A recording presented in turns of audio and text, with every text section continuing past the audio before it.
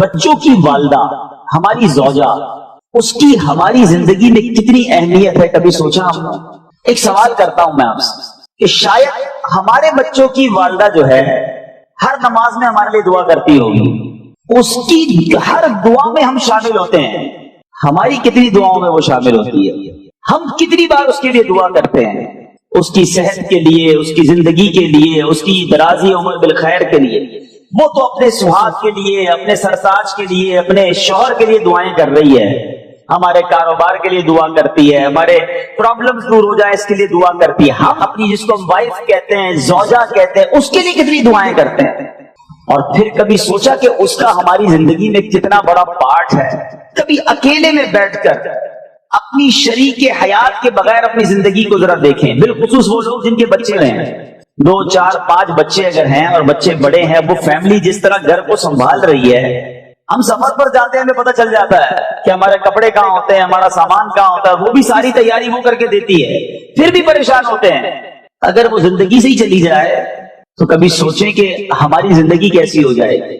جن میاں بیوی میں محبت ہے نا، اللہ کی نعمت ضرور ہے، مگر جب ان میں جدائی ہوتی ہے، اور اگر بچوں کی والدہ پہلے چلی جائے، کیونکہ میں نے بہت کلوزلی اپنے والد کو دیکھا ہے، میں نے اپنی ایک آبزرویشن ہے میری، ہو سکتا ہے غلط ہو، کہ شوہر کا پہلے انتقال ہو جائے نا تو بیوی گھر سنبھال لیتی ہے، بیوائیں بہت ساری ہوتی ہیں، کیونکہ اس کو پہلے بھی گھر میں رہنے کی عادت ہوتی ہے، بچے سنبھالنے کی، فیملی سنبھالنے کی، اسٹیبلش کرنے کی عادت ہوتی ہے۔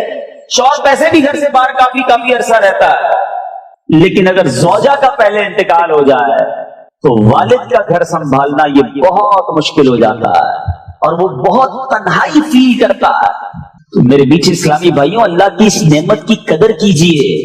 وہ لوگ جو بات بات پر اپنی بیوی کو تانے دیتے ہیں، گالیاں دیتے ہیں، غصہ کرتے ہیں، جو منہ میں آتا ہے وہ کہہ دیتے ہیں، اپنی زندگی میں اس کا رول سمجھو، وہ بھی اللہ کی بندی ہے، اس کا دل توڑ کر اگر وہی اللہ کی بارگاہ میں کھڑی ہو گئی تو مارے جائیں گے۔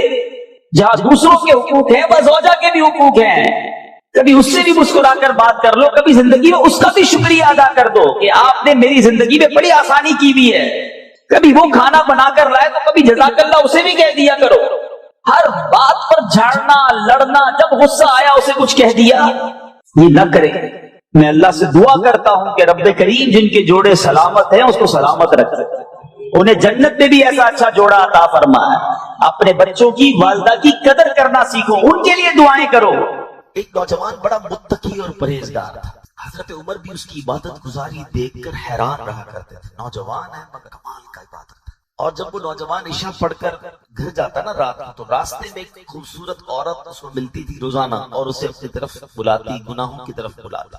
وہ بالکل توجہ نہ کرتا، نگاہیں نیچی کرتا اور نکل جاتا۔ ایک دن جب وہ گزر رہا تھا تو عورت نے اس کو اپنی طرف بلایا۔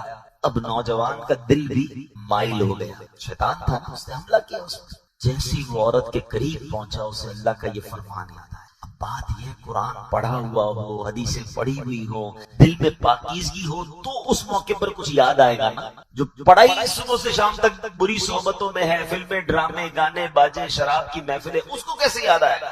یہ نوجوان نیک تھا، چلا گیا گناہ کی طرف۔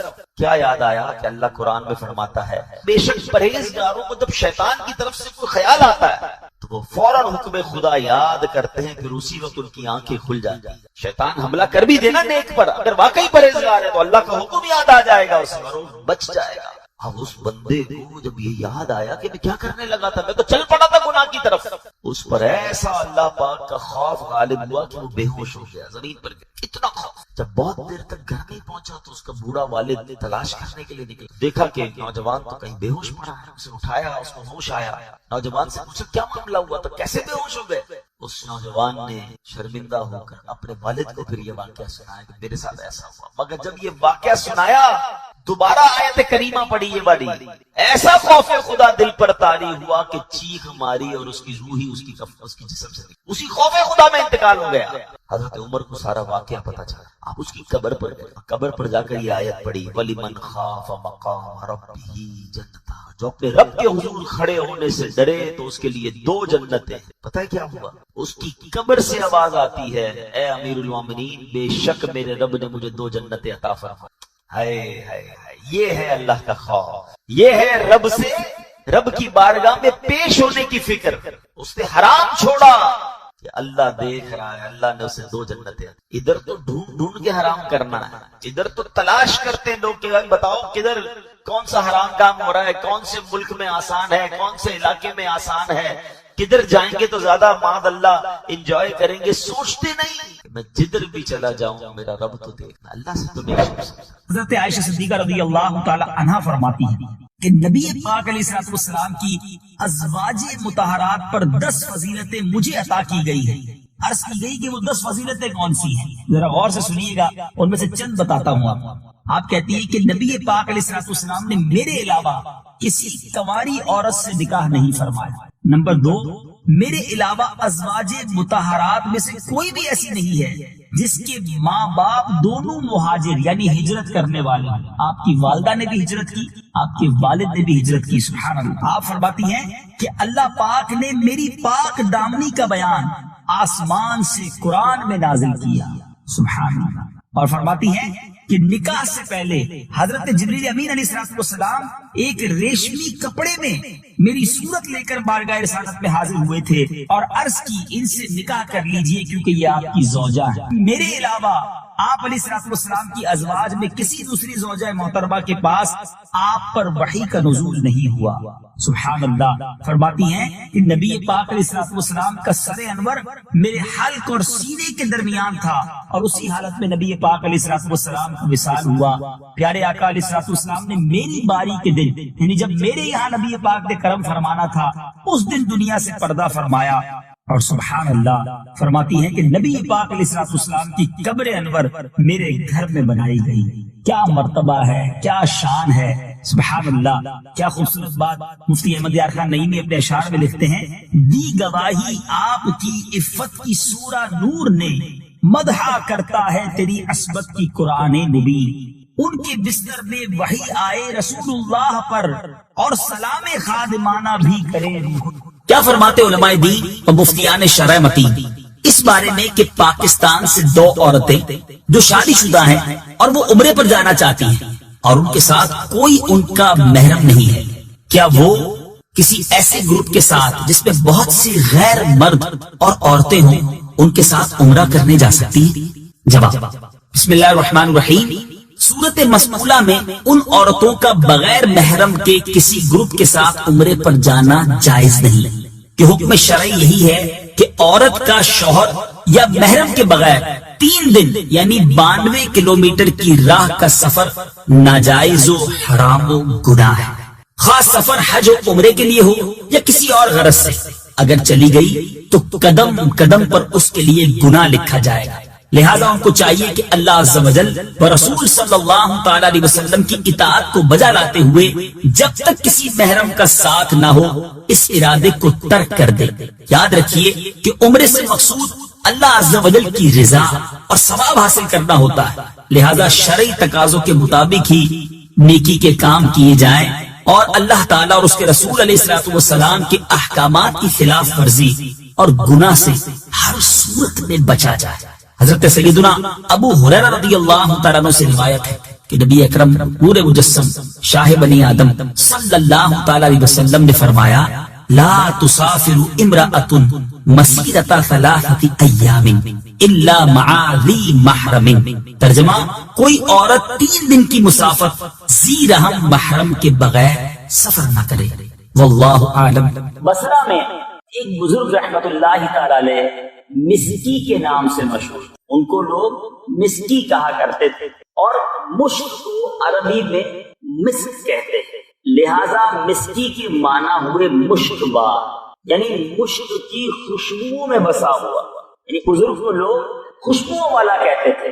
وہ بزرگ ہر وقت خوشبودار اور مہکے رہتے تھے، لوگ ان کے قریب آتے انہیں خوشبو آتی تھی، یہاں تک کہ وہ جس راستے سے گزر جاتے وہ راستہ بھی مہک اٹھتا، وہ راستہ بھی خوشبودار ہو جاتا. اور جب داخل مسجد ہوتے تو ان کی خوشبو سے لوگوں کو معلوم ہو جاتا کہ حضرت مسکی رحمت اللہ تعالیٰ نے تشریف لائے ہوئے ہیں.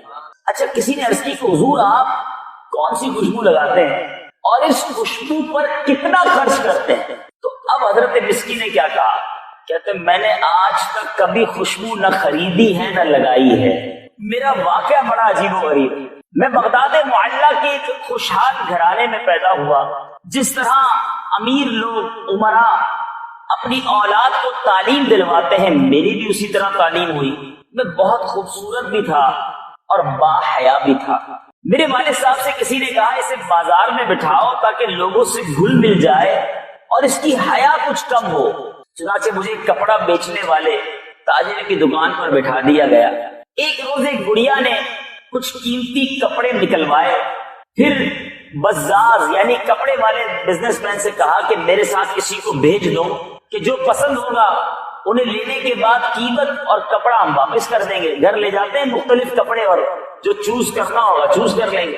اب وہ کپڑے کے جو تاجر تھا اس نے حضرت مسکی کہتے ہیں میں نوجوان تھا مجھے بھیج دیا اس بڑھیا کے ساتھ. میں بڑھیا کے ساتھ جب گیا تو مجھے ایک عظیم الشان محل میں لے آئی اور اس میں ایک بڑا ہی بہت ہی ڈیکوریٹڈ آراستہ کمرہ تھا. میں وہاں چلا گیا. کیا دیکھتا ہوں کہ زیورات سے آراستہ خوش لباس ایک جوان لڑکی تخت پر بچھے ہوئے قالین پر بیٹھی ہے. تخت و فرش سب کے سب زرعی ہیں، ڈیکوریٹڈ ہیں. اس قدر نفیس تھا کہ میں نے پہلے ایسا کمرہ کبھی نہیں دیکھا تھا. مجھے دیکھتے ہی اس لڑکی پر شیطان غالب ہوا. وہ ایک دم میری طرف لپکی اور مجھے برائی کے لیے آمادہ کرنے لگی، بے حیائی اور بدکاری کے لیے آمادہ کرنے لگی. میں نے گھبرا کر اس لڑکی سے کہا اللہ سے ڈر، مگر اس پر شیطان پوری طرح مسلط تھا. جب میں نے اس کی ضد دیکھی تو گناہ سے بچنے کے لیے میں نے ایک تجویز سوچی. ذرا غور کریں میرے جو نوجوان یہاں بیٹھے ہیں، آج حال یہ ہے کہ نوجوان گناہ کرنے کے لیے موقع تلاش کر رہا ہے. ایسے جگہوں پر ایسے اڈوں پر جاتا ہے جہاں بے حیائی اور بدکاری ہو، اور اس با حیا اور خوش شکل نوجوان کو آفر کی جا رہی ہے بے حیائی کے لیے، بدکاری کے لیے. دیکھنے والا بھی کوئی نہیں، کمرہ بھی بند. مگر اس نوجوان کو خوف خدا کیسا تھا. کہتے ہیں کہ میں نے اب ایک تجویز سوچی، اب کیا کروں. کہتے ہیں میں نے کہا کہ مجھے استنجا خانے میں جانا ہے، مجھے ٹوائلٹ میں جانا ہے. اس نے اس جو شہزادی تھی اس نے آواز لگائی، بہت ساری کنیزیں آ گئیں. کہا کہ اپنے آقا کو بیت الخلا تک لے جاؤ. میں اس ٹوائلٹ میں جب جاتا ہوں تو وہاں جا کر مجھے کوئی بھاگنے کی راہ نظر نہیں آئی کہ میں کیسے نکلوں گا. اب میں اس عورت کے ساتھ بدکاری نہیں کرنا چاہتا تھا، اپنے رب سے ڈر بھی لگ رہا تھا، حیا آ رہی تھی، عذاب جہنم کا خوف تھا. اب کرتا کیا. کہتے مجھے ایک ہی راستہ نظر آیا، وہ یہ کہ میں نے استنجا خانے کی نجاست جو ہے وہ اپنے منہ پر مل دی، اپنے کپڑوں پر مل دی. اور جب خوب آنکھیں نکال کر میں باہر آیا تو ان لوگوں کنیزوں کو ڈرانے لگا تو وہ سارے گھر والے مجھے پاگل سمجھنے لگے. یہ کون ہے جو اپنے جسم پر اپنے منہ پر استنجا خانے کی غلاظت لگا رہا ہے. اب جناب انہوں نے اسے باندھ کر مار مار کر محل کے باہر پھینک دیا. وہ نوجوان کہتا ہے کہ جب یقین ہو گیا کہ سب چلے گئے، میں نے اپنے کپڑے اور بدن کو دھویا، پاک کر لیا، اپنے گھر چلا گیا. یہ بات میں نے کسی کو نہ بتائی. لیکن رات جب میں خواب میں سویا تو کیا دیکھا کہ کسی کہنے والے نے کہہ رہا ہے، کوئی آواز آئی مجھے کہ تم کو حضرت سیدنا یوسف علیہ نبینا علیہ السلام سے کیا ہی خوب مناسبت ہے، اور کہتا ہے کیا تم مجھے جانتے ہو. میں نے کہا نہیں. تو انہوں نے کہا کہ میں جبرائیل ہوں. حضرت جبرائیل علیہ السلام تشریف لائے. اس کے بعد انہوں نے میرے منہ اور جسم پر اپنا ہاتھ پھیر دیا. اسی وقت سے میرے جسم سے مشک کی بہترین خوشبو آنے لگی. یہ حضرت سیدنا جبرائیل علیہ السلام کے مبارک ہاتھ کی خوشبو کا اثر ہے. میٹھے میٹھے اسلامی بھائیوں ذرا غور کیجیے. ایک وہ لوگ تھے کہ جنہیں گناہ کرنے کا موقع ملا، بدکاری اور بے حیائی کا موقع ملا، دروازہ بھی بند تھا، کوئی دیکھنے والا نہ تھا، مگر ان کے دل میں یہ خیال راسخ تھا کہ اللہ دیکھ رہا ہے، میرا رب مجھے دیکھ رہا ہے. اور آج ہم ہیں کہ آج ہمیں یہ معلوم ہے کہ رب دیکھ رہا ہے، مگر ہم گناہ سے باز نہیں آتے، ہم بے حیائی سے باز نہیں آتے. یاد رکھیں میٹھے اسلامی بھائیوں، حیا یہ ایمان کا شعبہ ہے، حیا یہ مسلمان کا زیور ہے. مگر آج جس قدر بے حیائی عام ہوتی جا رہی ہے، آج لوگ بے حیائی کو کچھ سمجھتے ہی نہیں ہیں. مرد و عورت کی گفتگو کرنا، دوستی کرنا، ایک دوسرے سے ملاقات کرنا، فلمیں، ڈرامے، گانے، باجے، اس طرح کے معاملات، شادی کے فنکشن، آج یہ مخلوط تفریح گاہیں یہ ہماری حیا کا جنازہ نکال رہی ہے۔ سیدنا عثمان غنی رضی اللہ عنہ کتنے با حیا تھے۔ آپ نے جمعے کے خطبے میں ایک لقب سنا ہوگا، کامل الحیاء والایمان، یعنی وہ شخصیت جو حیا اور ایمان میں کامل تھے۔ کیسے کامل تھے کہ ایک بار سرکار دو عالم صلی اللہ تعالی علیہ وسلم اپنے گھر میں تشریف فرما تھے، ایک چادر آپ نے اوڑی ہوئی تھی اور ریلیکسنگ موڈ جو ہوتا ہے انسان کا، پیر وغیرہ لمبے کر کے، پیارے آقا علیہ السلام اس ایک ریلیکسنگ حالت میں تشریف فرما تھے۔ حضرت ابوبکر صدیق رضی اللہ تعالیٰ عنہ آئے، پیارے آقا سے انہوں نے گفتگو بھی کی، نبی پاک نے جواب بھی ارشاد فرمایا۔ تھوڑی دیر ہوئی تو حضرت عمر فاروق تشریف لائے، پیارے آقا اسی حالت میں رہے اور سلام دعا بھی ہوئی، بات چیت بھی ہوئی۔ پھر حضرت عثمان غنی رضی اللہ تعالیٰ عنہ نبی پاک بیٹھ گئے، اپنی چادر کو تبدیل کیا۔ حضرت عائشہ صدیقہ رضی اللہ تعالیٰ عنہ عرض کرتی، حضور حضرت ابوبکر صدیق آیا ویسے ہی رہے، حضرت عمر فاروق آیا اسی حالت میں رہے، حضرت عثمان غنی آئے آپ نے اپنے لباس کو مزید بہتر کیا، اس کی کیا وجہ ہے؟ ارشاد فرمایا کہ میں اس سے حیا کیوں نہ کروں جس سے فرشتے حیا کرتے ہیں۔ اللہ عز و جل کے فرشتے بھی حیا کرتے ہیں۔ آپ فرماتے ہیں کہ عثمان بہت حیادار شخص ہے، اگر میں اسے اسی حال میں اجازت دے دیتا تو یہ اندیشہ تھا کہ اس کی ضرورت پوری نہ ہوتی، یعنی وہ بغیر بات چیت کیے واپس چلے جاتے۔ پیچھے پیچھے اسلامی بھائیوں، یہ ہیں ہمارے اسلاف، یہ ہے ان کی حیا۔ حضرت عبداللہ بن عامر بن ربیعہ رضی اللہ عنہ فرماتے ہیں کہ ہم محاصرے کے دن، جب حضرت عثمان غنی کا شہادت سے پہلے محاصرہ ہوا، کہتے ہیں حضرت عثمان غنی رضی اللہ عنہ کے پاس تھے، آپ نے فرمایا اللہ عز و جل کی قسم، میں نے نہ تو زمانہ جاہلیت میں کبھی بدکاری کی اور نہ ہی اسلام قبول کرنے کے بعد، بلکہ اسلام قبول کرنے کے بعد میری حیا میں مزید اضافہ ہوا۔ اسلام لانے سے پہلے بھی آپ با حیا ہیں، اسلام لانے کے بعد حیا میں اضافہ ہو رہا ہے۔ مگر آج ہمارا حال کیا؟ یہ ہماری آنکھوں کی بے حیائیاں، یہ ہماری زبان کی بے حیائیاں، ہماری کانوں کی بے حیائیاں ہمیں برباد نہ کرتے۔ اللہ رب العزت اگر ناراض ہو گیا، اگر اس بے حیائی کے سبب ہم عذاب میں مبتلا کر دیے گئے، ہم کہاں جائیں گے؟ آپ دیکھیں نا، دن بدن لوگ کہتے ہیں جناب ماڈرن زمانہ ہو رہا ہے، زمانہ ترقی کر رہا ہے، اب 21ویں صدی کی باتیں کرو، یہ پرانی باتیں نہ کرو۔ لیکن سچ بتائیے، جیسے جیسے جدت آتی جا رہی ہے، یہ بے حیائی بڑھتی جا رہی ہے۔ پہلے پردہ تھا، اب پردہ ختم ہوا، اب کہا گیا جناب مرد و عورت ساتھ مل کر زمانے میں رہیں گے۔ عورت کو بازار میں لایا گیا اور پھر نعرہ لگایا گیا لیڈیز فرسٹ، تو عورت کو اور آگے بڑھا دیا گیا۔ اب کون سا اشتہار ہے جس میں عورت نظر نہیں آتی؟ بندہ جائے تو کہاں جائے؟ مدینے جائے کہ کہیں بھی آنکھیں بچانا مشکل، یعنی مرد کی استعمال کی کوئی پروڈکٹ بھی ہے تو اس میں بھی عورت کو اشتہار میں دکھایا جاتا ہے۔ یہ کیوں ہو رہا ہے؟ عورت کو کھلونا بنایا جا رہا ہے اور یہ نادان عورتیں سمجھتی ہیں ہمیں ترقی مل رہی ہے۔ عورت اس لیے نہیں، عورت کا مطلب ہی ستر یعنی چھپانے کی چیز ہے۔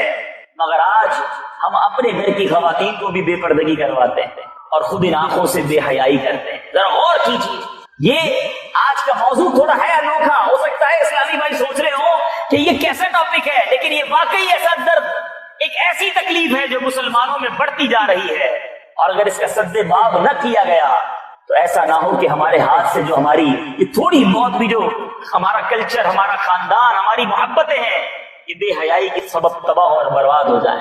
آپ دیکھیں یورپ کا کیا حال ہو گیا ہے، مغربی ممالک کا کیا حال ہو گیا ہے، وہاں کوئی گھر گھرستی کا تصور ہی نہیں ہے، وہاں بالکل مادر پدر آزادی والا ماحول ہے، حیا نام کی کوئی چیز نہیں۔ ہم مسلمان ہیں اور حیا ہمارا زیور ہے، حیا ہمارے اسلام کا حسن ہے۔ نبی پاک علیہ السلام کیسے حیادار ہے، حضرت عثمان غنی رضی اللہ عنہ کی حیا کا یہ عالم ہے، تو وہ آقا جو حضرت عثمان غنی کے بھی آقا ہے، ان کی حیا کا عالم کیا تھا؟ مدنی آقا صلی اللہ علیہ وسلم کے بارے میں مشہور صحابی حضرت ابو سعید خدری رضی اللہ تعالیٰ عنہ فرماتے ہیں کہ نبی اکرم رسول محتشم صلی اللہ علیہ وسلم اس سے بھی زیادہ شرمیلے تھے جیسے کنواری لڑکی اپنے پردے میں شرمیلی ہوتی ہے، یعنی کنواری لڑکی سے زیادہ شرم والے ہمارے آقا علیہ الصلوۃ والسلام۔ مگر آج ایک عجیب محاورہ مشہور کیا گیا ہے کہ جس نے کی شرم اس کے پھوٹے کرم، معاذ اللہ۔ ارے سچی بات تو یہ ہے کہ جس نے کی شرم اس کے اونچے کرم ہے، شرم کرنے والا ہی اللہ کو پسند ہے۔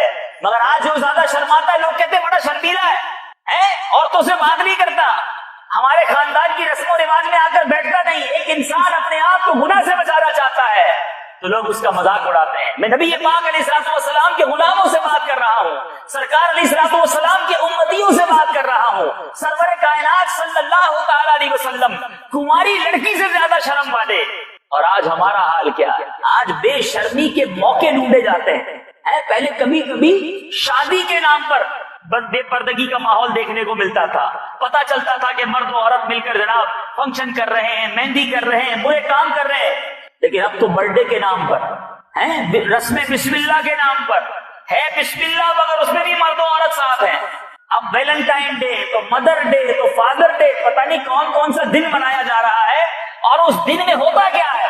اللہ کو راضی کرنے والے کام یا معاذ اللہ مرد و عورت مل کر بے پردگی ہو رہی ہوتی ہے۔ بظاہر لوگ کہتے ہیں ہم تو بھائی بہنوں جیسے ہیں، نہیں، اسلام اس چیز کی اجازت نہیں دیتا۔ حدیث میں تو دیور کو بھی موت کا فرمایا گیا کہ اگر کسی عورت کا دیور ہے تو دیور سے بھی اس کا پردہ ہے۔ مگر آج دوست گیدرنگ میں ملتے ہیں تو تعارف کرواتے ہیں یہ میری وائف ہے، اور وہ دوسرا بھی کہتا ہے بہت خوشی ہوئی آپ سے مل کر۔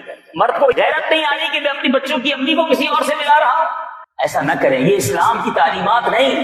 اور جس پر اللہ نے جنت حرام کر دی وہ جو اپنے ماں باپ کی نافرمانی کرے۔ یہاں جتنے اسلامی بھائی بیٹھے ہیں، بدری چینل کے ناظرین، اگر والدین حیات ہیں انہیں ناراض نہ کر ان کی دعائیں لینا۔ اگر ماں باپ ناراض ہو گئے نا تو رب بھی ناراض ہو جائے گا، پھر جنت حرام ہو جاتی ہے۔ آج اپنے ماں باپ کی خدمت کیجیے، چھوٹی چھوٹی بات پر لوگ ماں باپ سے لڑتے ہیں، الجھتے ہیں، خدا را ایسا کرو، اللہ کی یہ نعمت ہے۔ نبی پاک صلی اللہ علیہ وسلم فرماتے ہیں جنت ماؤں کے قدموں کے نیچے، یعنی ماں کی خدمت کرو جنت مل جائے گی۔ جنت جس نے اپنی ماں کے قدم کو چوما اس نے جنت کی چوکھٹ کو چوما، پھر کیوں نہ اپنی ماں کی خدمت کریں، اپنے والد کی خدمت کریں۔ والدین دونوں کیسی ہستی ہیں، ایک جگہ سرور کائنات صلی اللہ تعالی علیہ وسلم فرماتے ہیں کہ جس نے والدین کو محبت کی نگاہ سے دیکھا، فقط دیکھنا ہے محبت سے، فرمایا اللہ اس سے حج مبرور کا ثواب عطا فرماتا۔ صحابی رسول نے عرض کی حضور کوئی دن میں 100 بار دیکھے، ماں باپ تو گھر میں ہی ہوتے ہیں نا، کوئی 100 بار محبت سے دیکھے، اللہ اکبر۔ سرور کائنات صلی اللہ علیہ وسلم فرماتے ہیں اللہ بہت بڑا اور پاک ہے، جو 100 بار محبت سے دیکھے اللہ 100 حج کا ثواب عطا فرمائے۔ اب ذرا غور کریں مدنی چینل کے ناظرین، میرے یہاں موجود اسلامی بھائی، کہ ماں باپ اتنی بڑی نعمت ہے، مگر کون والدین کی خدمت کرتا ہے، کون ان کی عزت کرتا ہے؟ آج نوجوان بڑا ہو جائے، ماں باپ سمجھائے تو ان سے الجھتا ہے، جب میری اپنی لائف ہے، میں جوان ہو گیا ہوں، میں اپنی لائف گزاروں گا۔ نہیں نیچے اسلامی بھائی، آپ نے سنا کہ جنت حرام ہے اس پر جو والدین کی نافرمانی کرے۔ اور پھر تیسرا شخص وہ ہے جو دیوس، جو اپنے گھر والوں میں بے غیرتی کے کاموں کو برقرار رکھے۔ آج جو اپنے گھر والوں کو بے پردگی سے نہیں روک رہا، جو اپنے گھر والوں کو خود تیار کروا کر بے پردگی کے مقامات پر لے جاتا ہے، آج ایسی تفریح گاہیں، بیچز، پارک، شادی کی محفلیں، مہندی کی رسمیں، فنکشن، لوگ اپنی فیملی کو تیار کر کے لے جاتے ہیں۔ کہیں ایسا نہ ہو کہ دیوس کے زمرے میں آپ آ جائیں، کیونکہ دیوس وہ ہے کہ جس پر جنت کی خوشبو بھی حرام ہوگی، جو جنت کی خوشبو بھی نہ سونگ سکے گا۔ خدارا خود بھی بے حیائی سے بچیں، اپنے گھر والوں کو بھی بے حیائی سے بچائیں۔ پردے کی توفیق اللہ تعالیٰ ہماری اسلامی بہنوں کو عطا فرمائے، اور اللہ ہماری آنکھوں کو بھی پردہ نصیب کرے کہ جو ادھر ادھر گھومتی رہتی ہے، بے حیائی کے مناظر دیکھنے کے لیے گویا جگہ ڈھونڈتی رہتی ہے۔ آج فلمیں، ڈرامے اور بیڑا غرق کر دیا ہمارا اس سوشل میڈیا اور انٹرنیٹ نے، کہ آج ہر بندے کے ہاتھ میں موبائل ہے، انٹرنیٹ کے ذریعے نہ جانے کون کون سا منظر آنکھوں کے سامنے آ جاتا ہے۔ بندہ کہتا ہے میں تو صرف کمیونیکیشن کے لیے موبائل یوز کرتا ہوں۔ ارے اپنے دل سے پوچھو، یہ کمیونیکیشن کرتے کرتے تم کیا کیا دیکھ لیتے ہو جو دیکھنا رب کو پسند نہیں ہے؟ یہ آنکھیں اگر حرام سے پر ہو گئی اور اللہ ناراض ہوا، ان آنکھوں میں اگر جہنم کی آگ ڈالی گئی، ہم کیسے برداشت کریں گے؟ پیچھے پیچھے اسلامی بھائیوں اور مدنی چینل کے ناظرین، ایک ہمارا حال ہے، ایک میرے آقا علیہ الصلوۃ والسلام کے گھرانے کا پردہ۔ ابھی آپ نے نبی پاک کی شرم کے بارے میں سنا، خاتون جنت کی بات کرتے ہیں، کیا بات ہے میرے آقا علیہ الصلوۃ والسلام کے مبارک گھرانے کی۔ بی بی فاطمہ الزہرا رضی اللہ تعالی عنہا نبی پاک علیہ الصلوۃ والسلام سے اس قدر محبت فرماتی تھی، سرکار علیہ الصلوۃ والسلام نے دنیا سے پردہ فرمایا۔ خاتون جنت بی بی فاطمہ رضی اللہ تعالی عنہا کے چہرے کی مسکراہٹ غائب ہو گئی، بالکل افسردہ سنجیدہ ہو گئی۔ اب اپنے وصال سے یعنی اپنے انتقال سے قبل ایک ہی بار مسکرائی، وہ کیا ریزن تھا؟ پیارے آقا کے دنیا سے پردہ فرمانے کے بعد مسکرانا بند، مگر ایک بار وصال سے پہلے مسکرائی، اور وجہ یہ تھی کہ حضرت خاتون جنت بی بی فاطمہ کو یہ تشویش رہی کہ عمر بھر تو میں غیر مردوں کی نظروں سے بچی رہی، لیکن جب میرا انتقال ہوگا تو میری وفات کے بعد کفن پوش لاش پر تو لوگوں کی نظر پڑے گی نا، کفن کے ساتھ لاش ہوگی تو غیر مرد بھی دیکھیں گے، تو یہ کیا ہوگا، میرا پردہ کدھر جائے گا، ایسا خیال۔ تو ایک موقع پر حضرت سیدتنا اسماء بنت امیس رضی اللہ تعالی عنہا نے کہا کہ میں نے حبشہ میں دیکھا ہے، افریقہ والوں مبارک ہو، حبشہ یہ ایتھوپیا ہے نا، وہ فرماتی میں نے حبشہ میں دیکھا ہے کہ جنازے پر درخت کی شاخیں باندھ کر ایک ڈولی کی سی صورت بنا کر اس پر پردہ ڈال دیتے ہیں، پھر انہوں نے کھجوروں کی شاخیں منگوا کر انہیں جوڑ کر کپڑا تان کر سیدہ خاتون جنت رضی اللہ تعالیٰ عنہا کو جنازہ دکھایا۔ آپ بہت خوش ہوئی اور اس کے بعد لبوں پر مسکراہٹ آ گئی، مرنے کے بعد میرا پردہ برقرار رہے گا۔ جب یہ سنا تو آپ کے چہرے پر مسکراہٹ آتی ہے، اور یہ پہلی مسکراہٹ تھی جو سرور کائنات صلی اللہ علیہ وسلم کے دنیا سے پردہ فرمانے کے بعد خاتون جنت کے لبوں پر آئی ہے۔ کیا پردے کا اہتمام، کیا ذہن ہے پردے کا، زندگی میں تو کیا ہی کیا، میرا جنازہ بھی کوئی نہ دیکھے۔ اور آج میری بہنیں، آج تو کپڑے ہی ایسے خریدے جاتے ہیں تاکہ لوگ دیکھیں، میک اپ ایسا کرنا ہے کہ زمانہ دیکھے، خوشبو ایسی لگانی ہے کہ لوگ سونگیں۔ یاد رکھو، عورت صرف اپنے گھر کے لیے، اپنے فرد کے لیے، اپنے شوہر کے لیے جو ہے وہ زیورات آرائش کرنی ہے وہ کر سکتی ہے، غیر مردوں کو دکھانے کے لیے نہیں۔ یہ حرام اور جہنم میں لے جانے والا کام ہے۔ ایک خاتون جنت ہے کہ اپنے جنازے کو بھی ایسا چاہتی ہے کہ لوگ نہ دیکھ سکیں۔ آپ کو پتہ ہے قیامت کے دن جب خاتون جنت رضی اللہ تعالی عنہا پل صراط سے گزریں گی تو کیا اعلان ہوگا کہ اے اہل محشر اپنی آنکھوں کو نیچا کر لو، خاتون جنت کی سواری گزر رہی ہے۔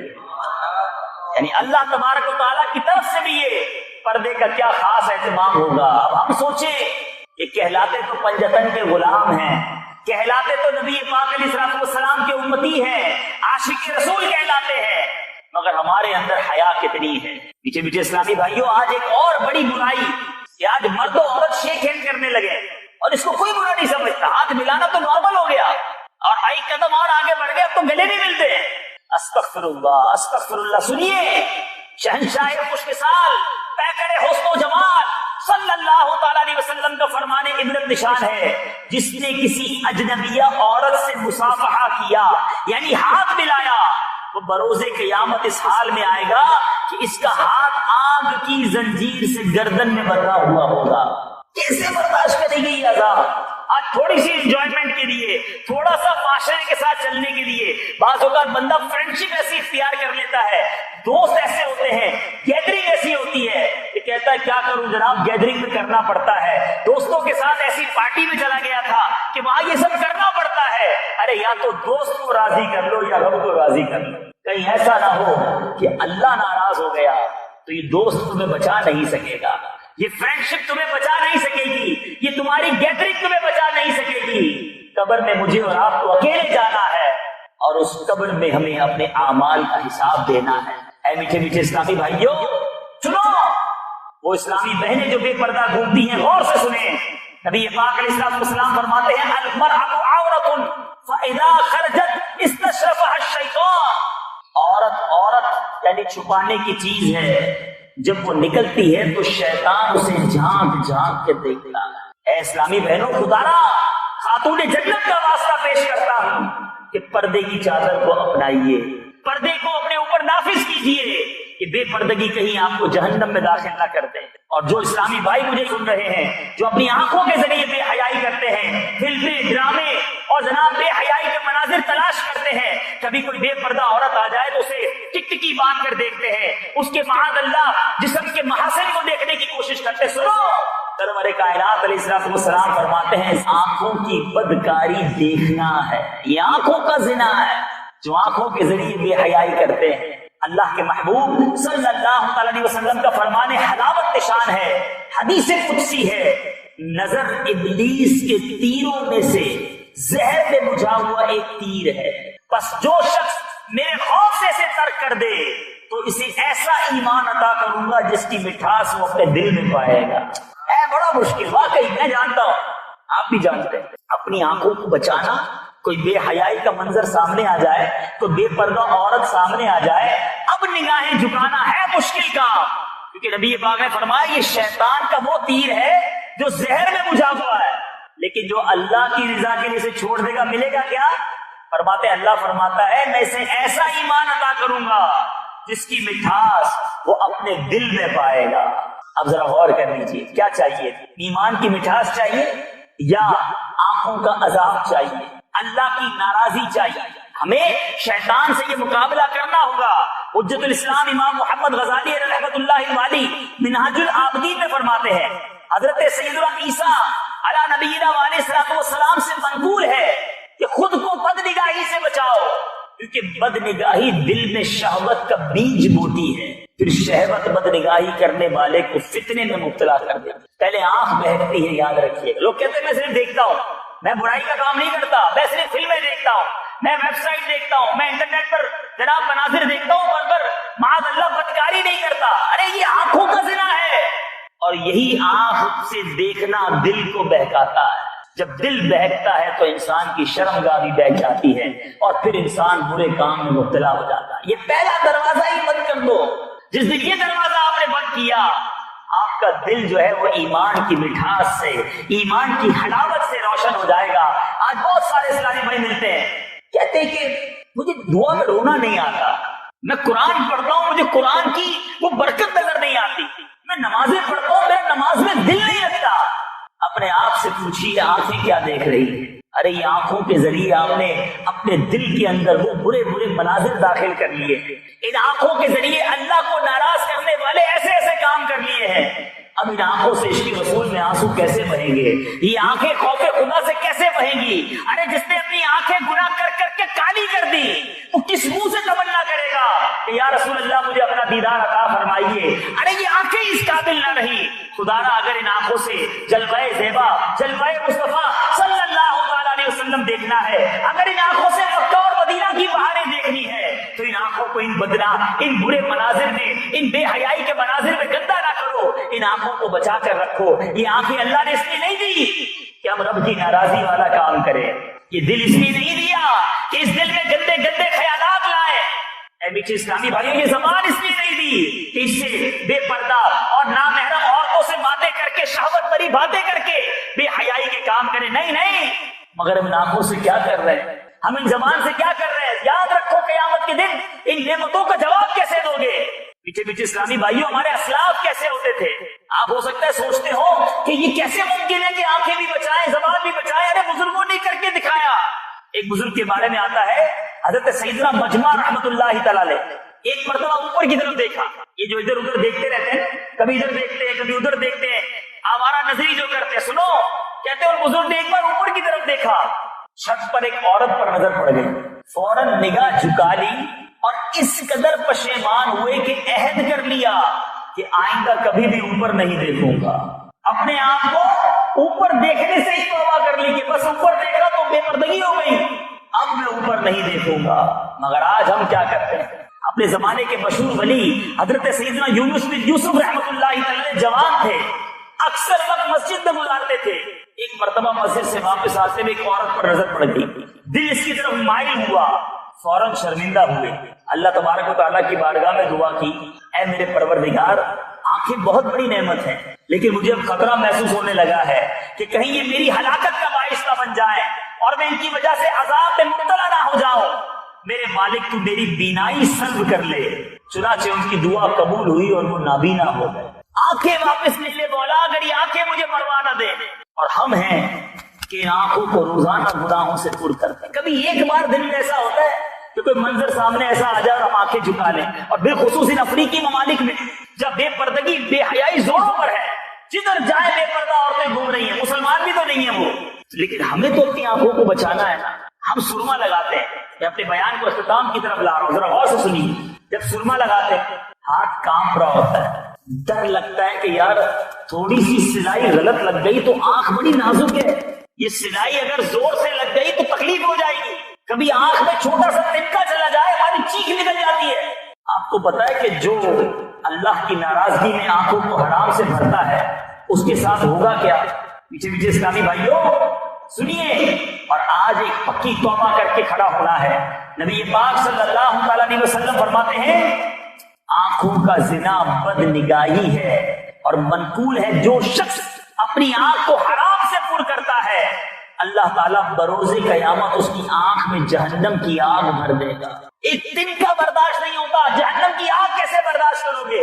سرمے کی سلائی لگانے والوں، روایت میں آتا ہے عورت کے محاسن یعنی خوبیاں دیکھنا ابلیس کے تیروں میں سے ایک زہریلا تیر ہے۔ جس نے نامحرم سے آنکھ کی حفاظت نہ کی بروز قیامت اس کی آنکھ میں جہنم کی سلائی پھیری جائے گی۔ جہنم کی سلائی کیسے برداشت کریں گے؟ آج اپنی آنکھوں کو بچا لو، ورنہ اس دن اللہ کے عذاب سے کیسے بچو گے؟ اور صرف آنکھوں کی بے حیائی نہیں، زبان کی بے حیائی کیا ہے؟ زبان کی بے حیائی یہ ہے کہ ہم زبان سے بری باتیں کرتے ہیں۔ چار دوست مل جائیں تو اب بری باتیں شروع ہو جاتی ہیں، عورتوں کی باتیں شروع ہو جاتی ہیں، بے پردگی کی باتیں شروع ہو جاتی ہیں۔ نہ مسلمان کا یہ طریقہ نہیں۔ نبی پاک علیہ السلام کا فرمان با کرینہ ہے اس شخص پر جنت حرام ہے جو فحش گوئی یعنی بے حیائی کی بات سے کام لیتا۔ بے حیائی کی باتیں کرنے والوں، چند دوست مل کر انجوائمنٹ کے لیے گندی باتیں، برے واقعات سنانے والوں، سنو جہنم کا عذاب تو سخت ہے نا، مگر ایک شخص جہنم میں ایسا بھی ہوگا جس سے جہنمی پناہ مانگیں گے۔ جی ہاں، منقول ہے کہ 4 طرح کے جہنمی کہ جو کھولتے پانی اور آگ کے درمیان بھاگتے پھرتے ہلاکت مانگتے ہوں گے، ان میں سے ایک وہ شخص اس کے منہ سے پیپ اور خون بہتے ہوں گے۔ جہنمی کہیں گے اس بدبخت کو کیا ہوا، ہماری تکلیف میں یہ اضافہ کیے دیتا ہے۔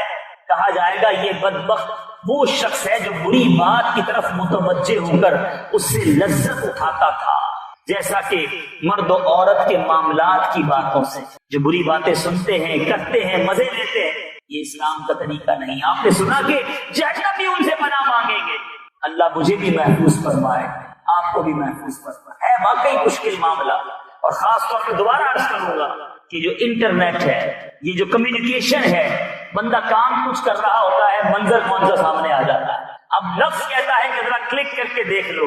یہی تو امتحان ہے کہ آج مجھے کوئی نہیں دیکھ رہا مگر میرا رب دیکھ رہا۔ یہ چند منٹ کی انجوائمنٹ، یہ چند منٹ کی بدنگاہی کہیں مجھے جہنم کے گہرے گڑھے میں نہ ڈال دے۔ اے میرے نوجوانوں، اگر آپ اپنے دل میں واقعی خوف خدا چاہتے ہیں، آپ اپنے دل میں عبادت اور ایمان کی مٹھاس اور حلاوت چاہتے ہیں، تو پہلے اپنی آنکھوں کو گناہوں سے بچائیے، اپنی زبان کو گناہوں سے بچائیے، اپنے کانوں کو بے حیائی کی باتوں سے بچائیے، اور حیا اور شرم جو ہے اپنے دل میں پیدا کیجیے۔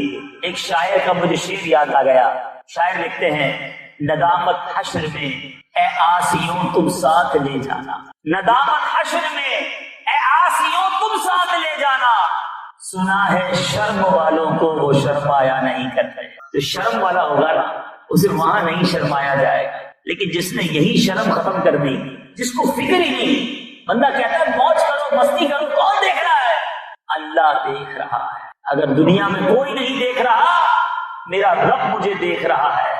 انشاءاللہ آج سے یہ جنگ ہے شیطان سے، یہ آسان نہیں ہے، روز لڑائی لڑنی پڑے گی آپ، لیکن انشاءاللہ آپ نے سنا کہ جب رب فرماتا ہے کوئی میری رضا کے لیے یہ کام چھوڑے گا، میں اس کے دل کو ایمان کی مٹھاس اور حلاوت عطا فرماؤں گا۔ تو اگر آپ یہ چاہتے ہیں تو جب بھی ایسا کوئی منظر سامنے آئے، نگاہیں جھکا لیں، نہ دیکھیں فلمیں، نہ دیکھیں ڈرامے، نہ دیکھیں یہ بری ویب سائٹ۔ اللہ کی رضا کے لیے اپنی آنکھوں کو گناہ سے بچائیں، ورنہ یہ آنکھیں ہیں بڑی نازک، اگر اس پر جہنم کی آگ داخل کر دی گئی ہم کیسے جواب دے سکیں؟ اللہ تعالیٰ مجھے بھی حیا کی توفیق عطا فرمائے، آپ کو بھی حیا کی توفیق عطا فرمائے۔ اے مولا تجھے سیدنا عثمان غنی رضی اللہ تعالیٰ عنہ کا صدقہ ہمیں حیا کی توفیق عطا فرما۔